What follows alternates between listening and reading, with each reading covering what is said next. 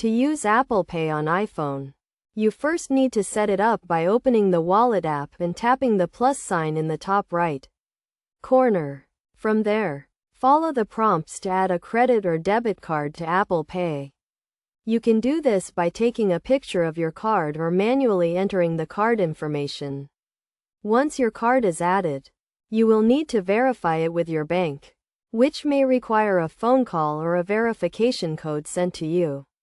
After verification, your card is ready to use with Apple Pay. To make a payment, hold your iPhone near the contactless reader with your finger on the home button. Or for iPhone 10 and later, double-click the side button.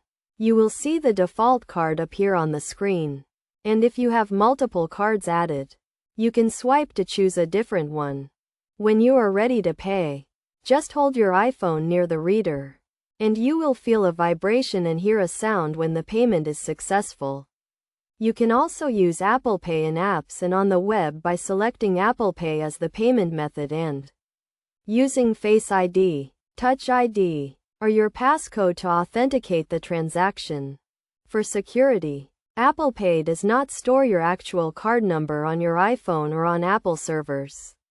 And when you make a purchase, a unique device account number is used instead of your real card number. To get the most out of Apple Pay, make sure to keep your iPhone and Wallet app up to date. And consider setting a default card for easy access. Also, be aware that not all merchants accept Apple Pay, so it is always a good idea to check before making a purchase.